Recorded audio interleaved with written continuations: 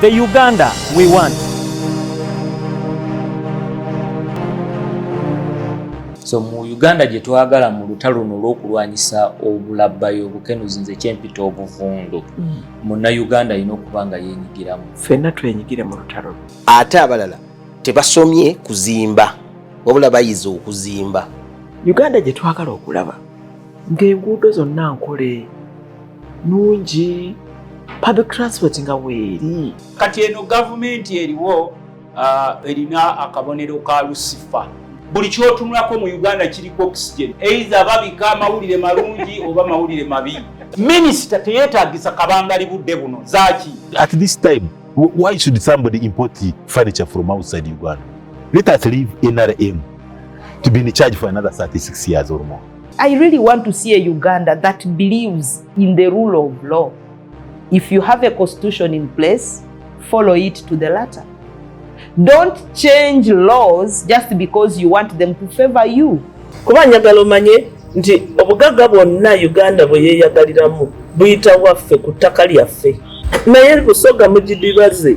How can a referral hospital refer you to a private clinic? The Uganda we want buli muntu ateekwa okumanya nti I am a stakeholder, nkwatibwako si kwesuulirayo gwa Uganda oyinza okukakana nga mwe mulina bagraduates aba university nga bangi okusinga ebungereza. Mwe mufokasinga nnyo ku degree. Eri bo bafokasinga nnyo nti byensomye mbijeemu omulimu n'enkola. We are dreaming of a Uganda where at a young age there is such a relationship between parent and son, parent and daughter, where the daughter can say this is what I want. Uganda gye twagala empya tesobola kubeerawo nga tewali mateeka. Amateeka agakola. The Uganda we want.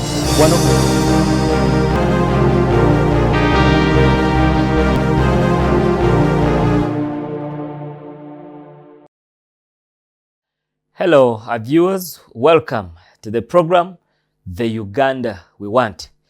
This is our second episode with Dr. Droti James Asile. He's a chemist and he's currently working with the National Curriculum Development Center. He's been in education, as he told you in the first episode. He shared with us a lot about himself, and you know, he has experience when it comes to education. In the first episode, he talked about more, you know, skilling of the youth and educating the youth to see that, you know, we can achieve the economic growth.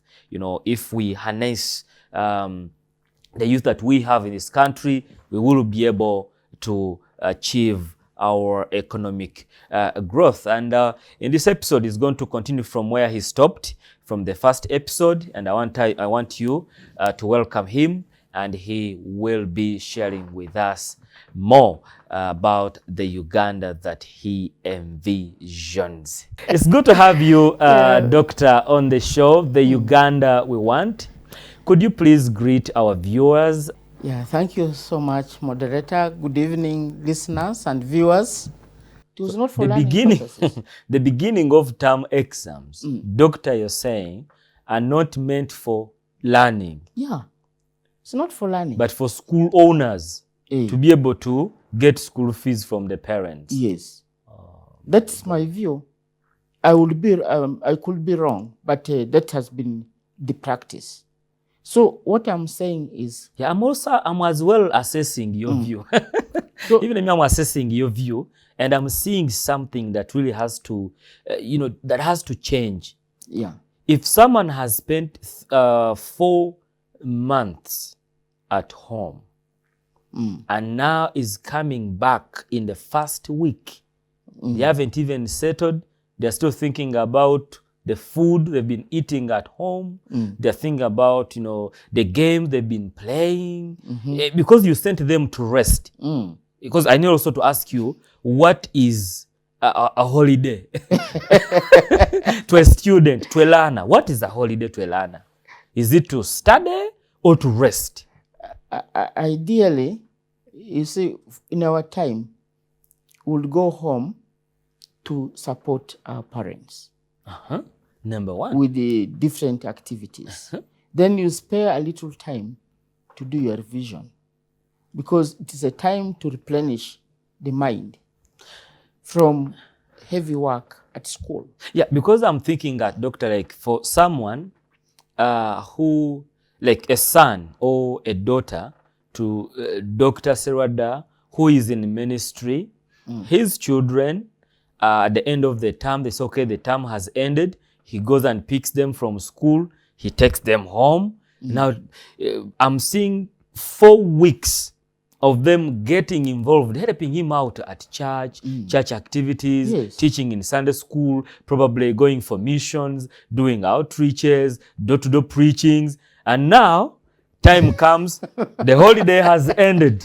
It's time to go back to school. And in the first week, their first step at school. Actually, not first week, first day. First day. First day. Someone who has been in ministry, who has been in, doing outdoor, has been in missions, has been preaching. Now they are saying, you have an exam. So that has been a problem, the first problem. Yeah. That has produced the kind of youth that we find idle. I would say idle and disorderly. Because they have nothing to apply from what they learned. And I think, the biggest problem we've been having is subjecting, everybody to the same system. One size fits all. Because we're all different. So there should have been a differentiation in preparing these learners according to their abilities. So the one size fits all, I'll think underrates the fact that we're all different individuals. We have different abilities. So which means if you're a teacher and an instructor, you should be able to single out the learners' abilities and prepare them accordingly. But you'll find here, somebody is being subjected to the same thing. It's like telling a fish to climb a tree. It is like telling an elephant to climb a tree because you want to have a fair selection. Right now we have an elephant called the Asile. It's not that they are forcing, actually. Even when those guys are bringing out those pictures and so on, they are forcing the badge of Asile on the elephant that, has kind of climbed the tree that is on top, but it's just forcing things. So the youth are already there, and many of them are at Asile large. people, please love me. I have no problem with you. So what we can do a little more to avert this issue of the youth who are already at large, who are not very productive, is to have a program which I think government has, the skilling program, where they are taking the youth for short vocational hands-on courses. And I think if a number of youth are encouraged to do that, they'll have to have something of their choice, because we're different and we have different abilities. So they can be prepared into the directions they would like to have, so that eventually these people become productive in their own way. Like those courses which are 6 weeks in the different vocational institutions.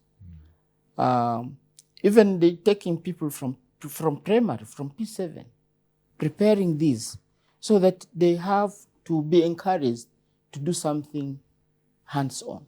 Yeah, you see, I don't know if, doctor, you have come across to something like this, whereby you find a youth who never went to school is able to work on your car, is able to, to do some good carpentry, plumbing, he can work on the electricity, but he never went to school and never actually got the skill.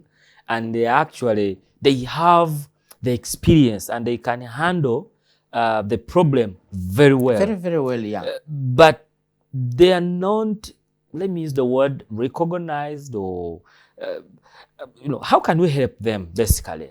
Yeah, I think this is what we have tried to do in this new curriculum also, so that once you have a trade and you feel you are conversant and competent, proficient in doing it, then you can register with Directorate of Industrial Training. Oh, DIT. Yeah, they give you a vocational qualification, which is recognized to show that yes, you also have a skill. That will make them to be really recognized, because vocational qualification is good enough just to certify that yes, you can be able to do this. I'll give you one example. There's a guy, I'm told, I went to his place where he fabricates things in Mayuge. I went to his plant, to his, I would say, call it a factory. This guy uses the generators and transforms them into agricultural machinery. Like I saw he was able to transform a generator and made a tractor for planting. I saw he made a machine that can slice cassava and dry it. And cassava will dry in 3 minutes, in 3 hours. Wow. It dries. And he is very productive. He stopped in P7. So that is a skill. And that's what we should encourage people to do. You know, the challenge we have is mindset. People think the community, the population has been, brought out to think that it is only working in the office that pays money. But they don't think that if you are doing something on your own, you can also earn a lot more money. So everybody wants his or her child to go in that academic direction. Actually, recently, I have a friend, he took his son to a vocational school to do motor vehicle mechanics. But his colleagues were saying, you're a whole PhD holder. How do you take a whole doctor? How do you allow your child to go to a vocational school? You see that kind of mentality. In, industrialization and technological development is not, when it comes to the production of a prototype, it is not the professor who will go to the factory and produce. Instead, it is the technical people down here who should be more in number to do the production of what the professor develops.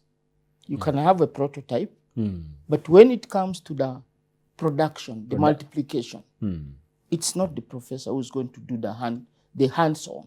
Yeah, I always tell people here, like right here, there is someone who has a skill to set that camera. The picture that they are watching right now, it is not me or you who have set it, but someone with a skill has set the cameras to face us and be able to talk. Yes. And he is employed. It's a job, camera operator. Yes. And there's also someone who is actually, now it's me who's talking facing this camera. There is someone with a skill to make sure that, okay, if it is me who is talking, I should be watched on the screen. And if it is you, he also, with his skill, he turns the camera to you. He switches actually the camera to you. And if he wants us both, he wants the people to watch both of us conversing and dialoguing. Yeah. He also does that, but that's also a skill. Yes. And that's why I said all of us are different. Yeah. And there's nobody who is, I always tell teachers as we train them, I'll tell them, never call a child dull. Yeah. And never call a child a slow learner. I wish I was at your school. Hey, teachers, Because abused us. The parents bring the child to me so that I transform this child. That's what education means. You transform this child to be a better person than when he or she came to your school. So you need to identify this learner's ability and make this person to be what you like this person to be. So that means your focus must be the learner and how you're preparing this learner. So the biggest challenge we have been having is we think everybody is the same. We're all different. We are making the fish to climb the tree. Even the other time I told people, if the challenge or the task is climb the tree, then you have a bird, you have a monkey. The monkey will climb, but the bird will fly. Hasn't the bird cheated exams? The task is climb the tree. Not fly. Not fly. So which means that one, it will be on top of the tree, but it is cheated. Wow. Because it has a different ability. It has an ability to fly. And in class, there are people who climb. They learn at their own pace. They are time takers. And that does not mean that this child is stupid. Eventually, this child will get there. So your role as the teacher must be to prepare this different child to reach there. Even the one who learns at a faster pace will reach there, but in between here, you also have to support. So that is what we are saying. This new curriculum is being designed to take care of every learner. And every learner's ability is being taken care of. Like what in the past we have been saying, one size fits all. And it's not true. We are all different. That was a wrong assessment. Yeah. So to make this country to get to what we want it to be, then we should embrace this kind of system which looks at the different individuals. That's why even we are proposing we have proposed what we call as criterion reference assessment, where every other individual will be able to fit into his or her own level. Like if you ask me to count in Uganda, and the standard is everybody must count from 1 to 100 in Uganda. And if I can count only up to 10, then I have counted. Somebody who counts up to 50 has counted. Up to 100 has counted.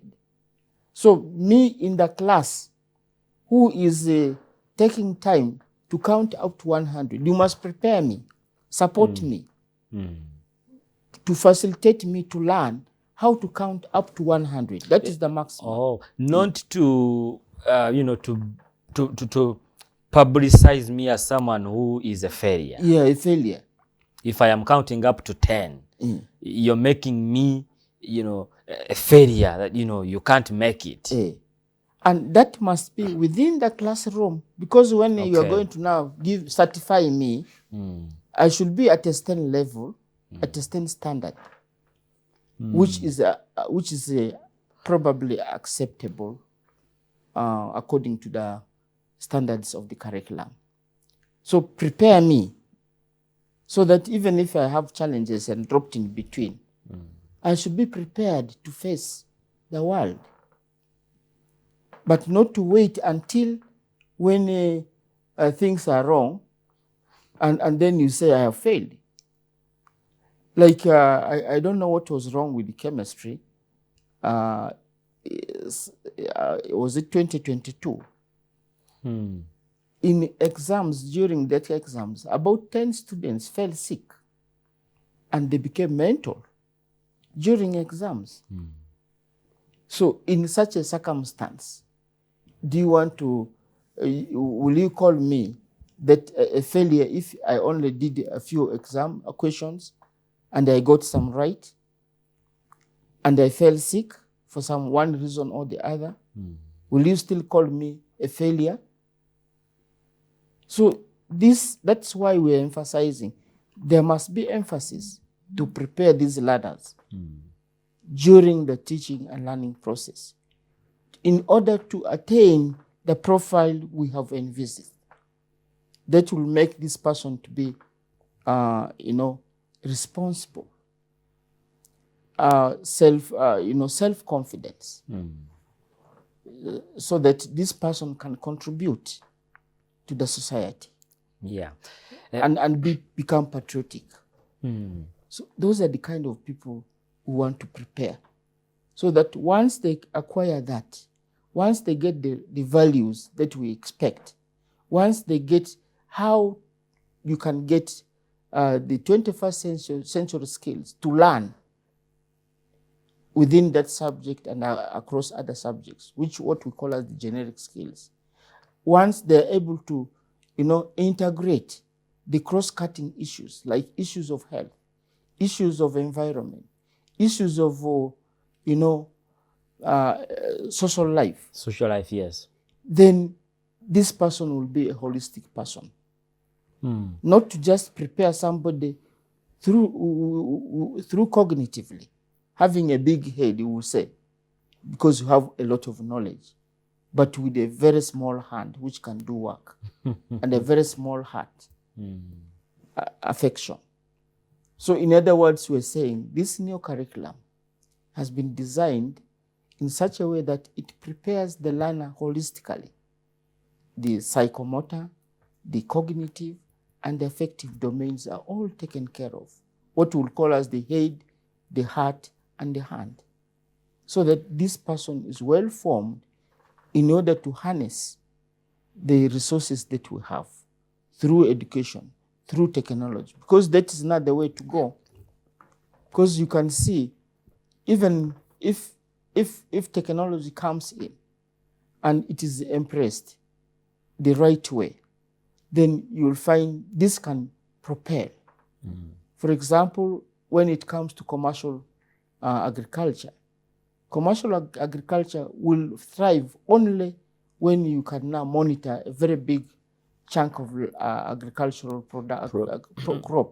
crops or projects through technology, so that when it comes to probably spraying, you don't have to now traverse or trot the whole of that garden on foot. You can use a drone to do that, because if you have had the opportunity to travel to West Nile through Noya district, you see very large plantations of maize. And how can that be, when you want to apply fertilizer, how many days are you going to take to apply the fertilizer on that very large piece of land? Yeah, very many days. And how many people are going to employ? So it becomes so, and that's why we say if we want to develop and have economic growth, then we should embrace such things like technology. Then we should embrace technology to fight the corruption by using what we call as the Internet of Things. Devices that will be able to, have an artificial intelligence that can trap people who are squandering our money. So we've moved so fast, but because I wanted to bring in the issue of, if we look at the new curriculum and the new reforms that are in there, we've talked about the reform on the skill. It's emphasizing more on the skill. And I wanted to know, how about the moral fiber of this learner? Because that's where this issue of corruption comes in. In the past, I don't know if our education system that we went through, or curriculum that we went through, was really teaching us to be corrupt. If it was, really we are. As a country, yeah. Doctor, we should look it up for ourselves. Everywhere corruption, and you're like, wow. Yeah. Is this due to the kind of education that we went through, that we received? To people have books who are corrupt in this country. They have books. It is in public domain. They bring someone, he took this. And when you look at his profile, you're like, I think the issue of corruption now and how we have prepared to see that it reduces. I know it will not go completely. We are now looking at reducing it. Yeah. Okay. Yeah, I think some of us who were there in those days, I think for me, I will say, talk about myself. I think I was very well brought up because although my parents didn't go to school, at least I had a guardian who helped me to grow in the church.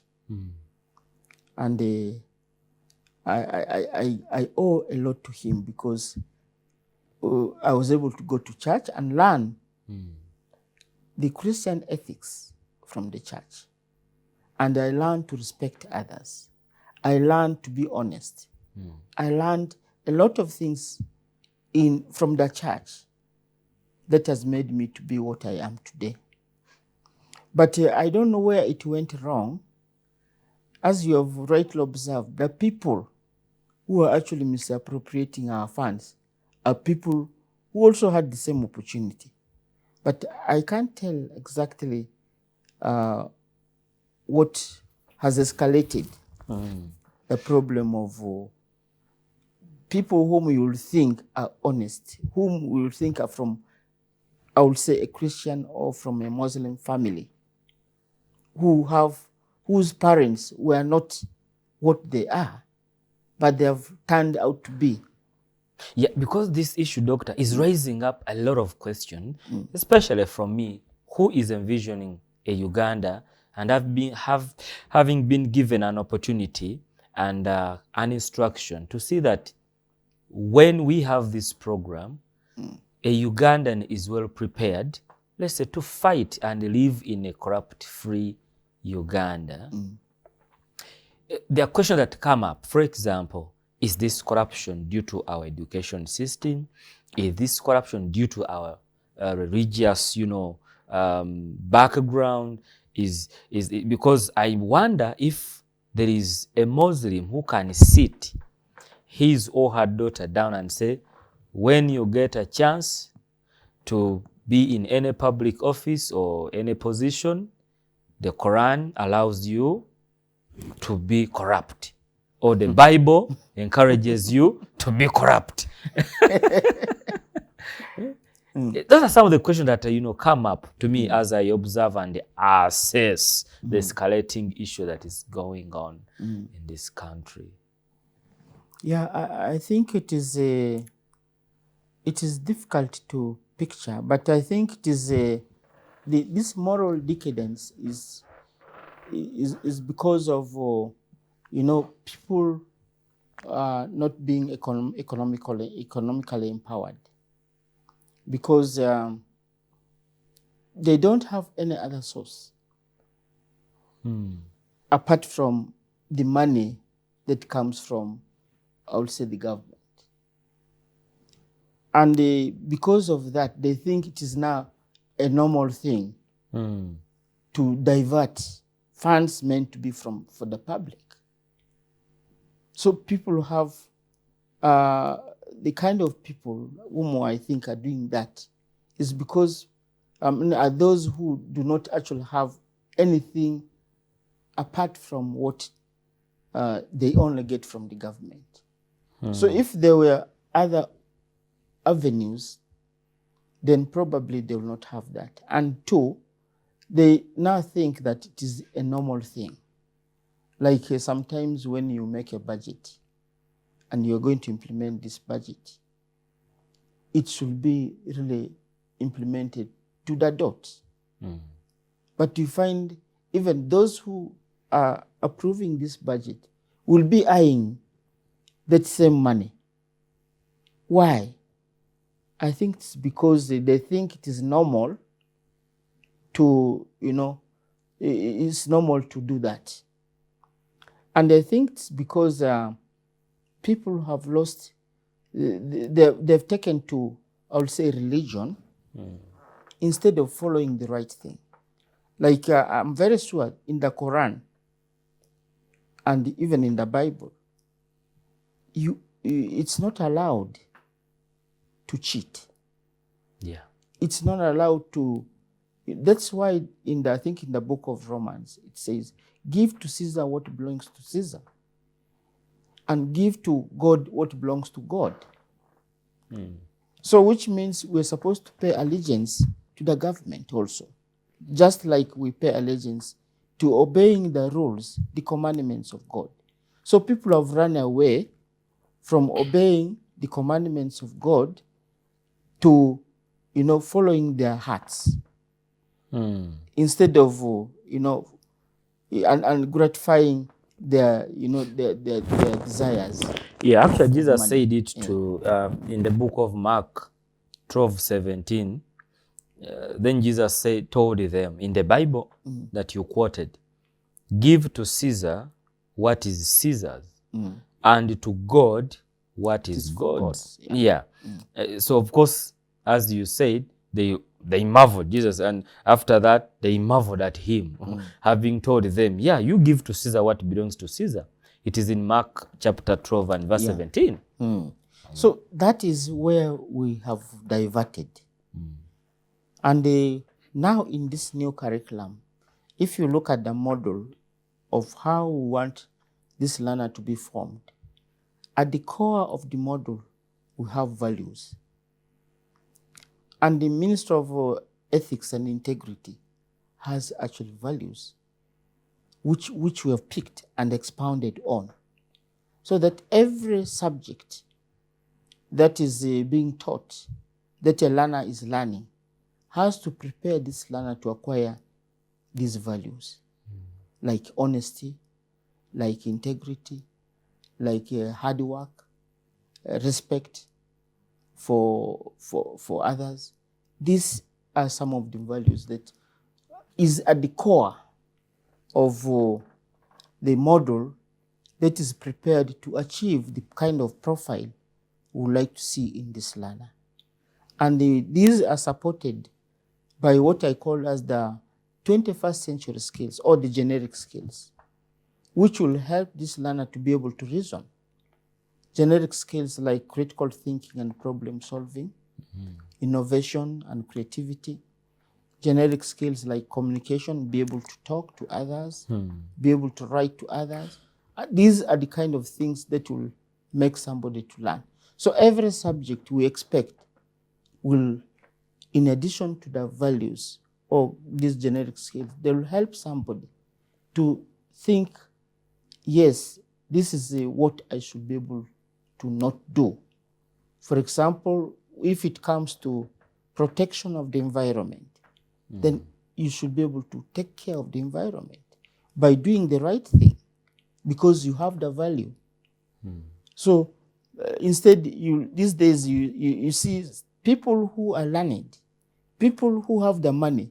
You see they drive Porsche cars, but you see somebody has drunk water from a plastic bottle, and this person knows that the bottles are non-biodegradable. They don't decay. But you find lowers the window and throws this bottle out there into somebody's garden. If you move around, these plastics we see are degrading the soils. So if everybody who goes through this curriculum becomes aware, that is now a value, protecting the environment. It will only take somebody who has the values to do that. In addition to the subjects that he or she is learning.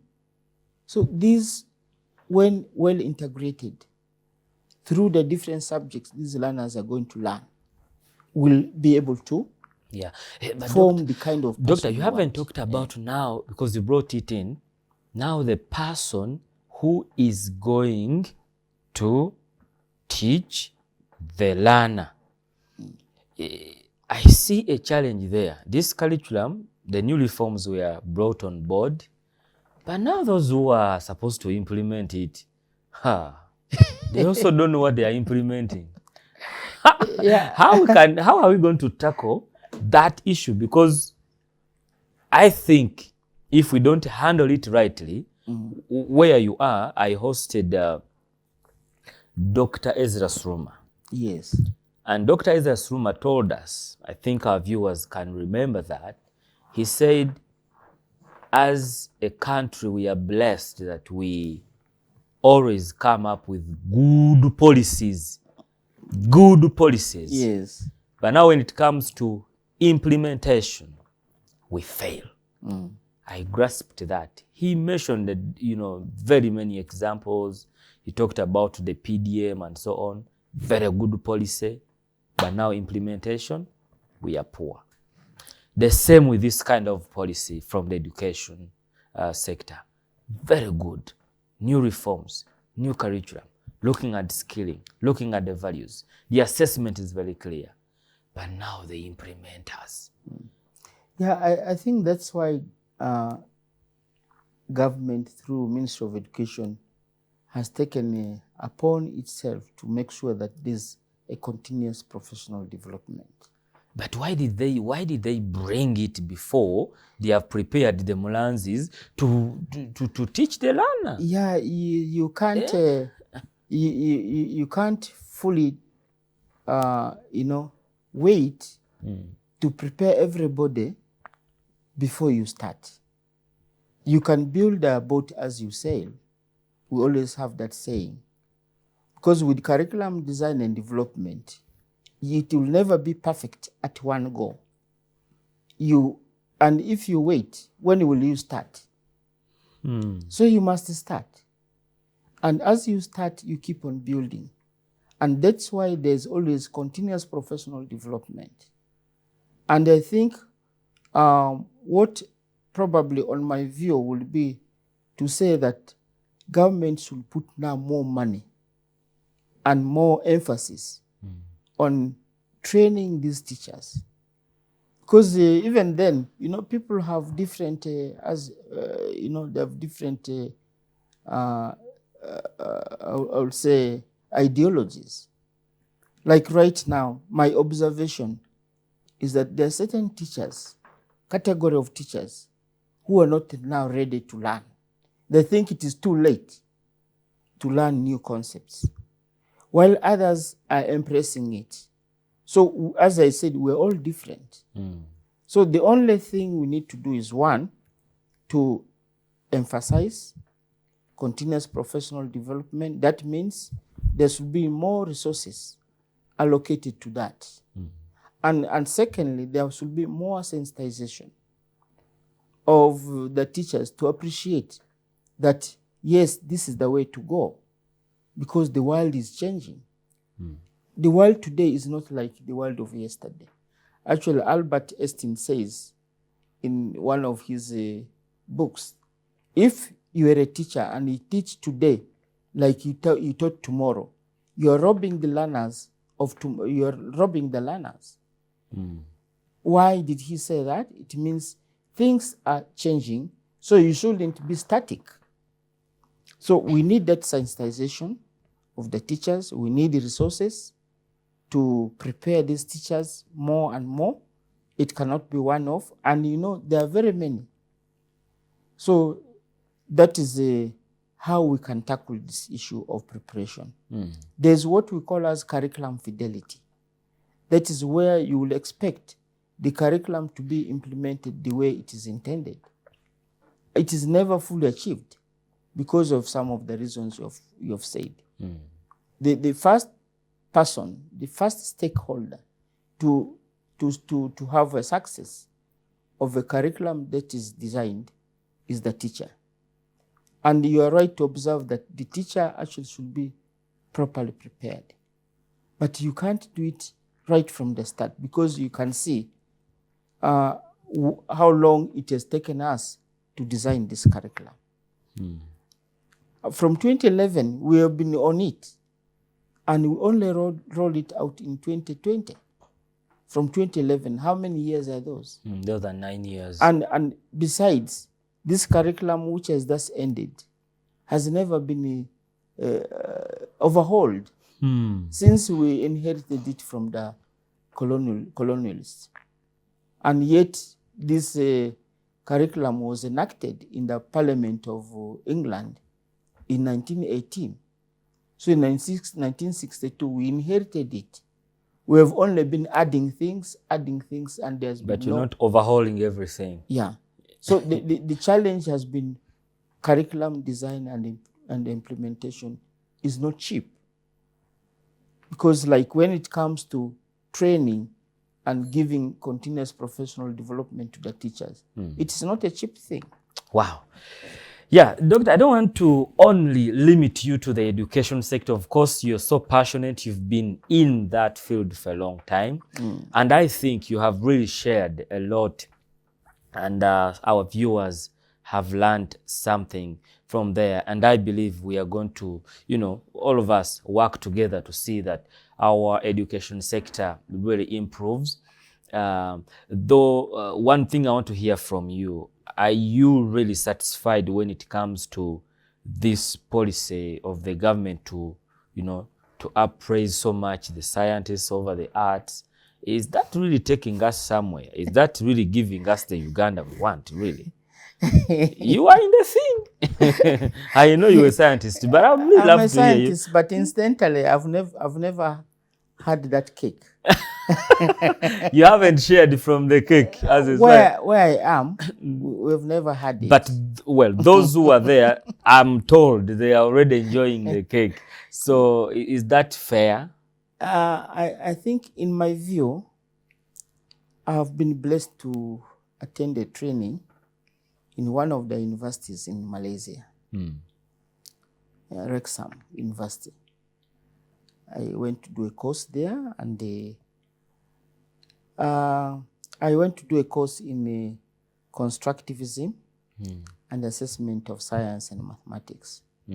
So one of the things I learned about a scientist, or who a scientist is, that a scientist is not a person who gives the correct answers, but one who asks the right questions. Where does that put the teacher of science and the teacher of arts? Because if you ask a right question, definitely you'll get a right response. And that's what the Malaysians will describe as a scientist. So in my view, if you are to be a scientist, learn to ask questions which will bring out solutions. And that's so the do more those reason in arts why. Don't ask questions? Yes, they do. And that's why I've asked, where does that leave the teachers of arts? And where does that put the teachers of science? So in that case, a scientist should be somebody who reasons, who is able to find a solution to a situation through asking questions and getting the solutions in a scientific way. That will be a scientist. But unfortunately, I think some of our teachers, I would say, do not qualify to have that kind of thing. And probably to make them, to motivate them. So to give them the cake and is to have kind of a feel of what they're receiving. So they should be given a cake. There's need to motivate them to reason that way. So that they really become the scientists. Logically, since you were a doctor, I have understood your submission on that. Yeah, well, briefly, in just 1 minute, is there any other Uganda that you want to see? I think we'll get more time, for you to come and to share your views on the Uganda one. But briefly, is there any other Uganda apart from the one in education sector? You talked about the youths, corruptive-free country. Just in a minute, as we sum up and we call it a day. We'll have another time to. A Uganda I will want to see is one which also has a good governance, which is very, very transparent, so that we're open to manage the resources that can, bring the economic growth and the industrialization of this country.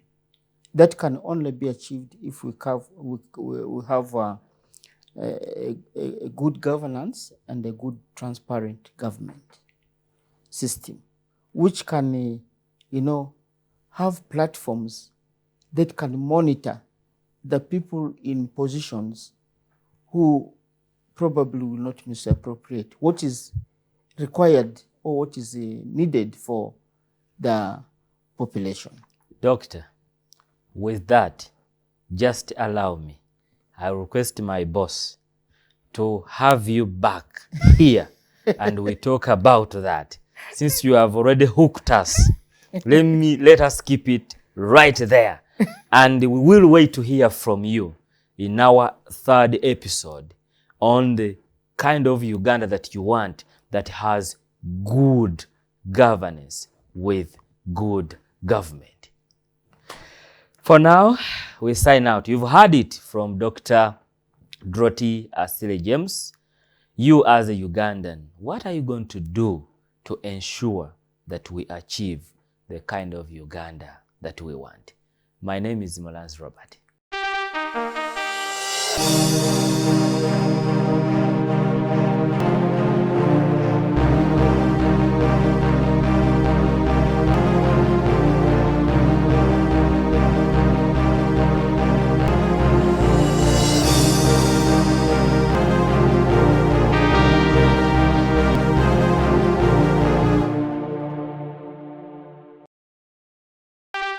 The Uganda we want. So mu Uganda gye twagala mu lutalo luno olw'okulwanyisa obulabbayo obukenuzi nze kyempita obuvundu. Munna Uganda alina okuba nga yeenyigiramu. Ffenna twenyigire mu lutalo. Ate abalala tebasomye kuzimba wabula bayize okuzimba. Uganda gye twagala okulaba ng'enguudo zonna nkole nungi, public transport nga weeri. Kati eno gavumenti eriwo erina akabonero ka Lucifer. Buli kyotunulako mu Uganda kiriko oxygen. Either babika amawulire malungi oba mawulire mabi. Minisita teyeetaagisa kabangali budde buno zaaki. At this time, why should somebody import furniture from outside Uganda? Let us leave NRM to be in charge for another 36 years or more. I really want to see a Uganda that believes in the rule of law. If you have a constitution in place, follow it to the letter. Don't change laws just because you want them to favor you. Kuba njagala omanye nti obugagga bwonna Uganda bwe yeeyagaliramu buyita waffe ku ttaka lyaffe. Naye Busoga mugidibaze. How can a referral hospital refer you to a private clinic? The Uganda we want buli muntu ateekwa okumanya nti I am a stakeholder, nkwatibwako si kwesuulira wannagamba. Uganda oyinza okukakana nga mwe mulina bagraduates aba university nga bangi okusinga ebungereza. Mwe mufokasinga nnyo ku degree. Eri bo bafokasinga nnyo nti byensomye mbijeemu omulimu n'enkola. We are dreaming of a Uganda where at a young age there is such a relationship between parent and son, parent and daughter, where the daughter can say this is what I want. Uganda gye twagala empya tesobola kubeerawo nga tewali mateeka. Amateeka agakola. The Uganda we want. Wano ku Dream TV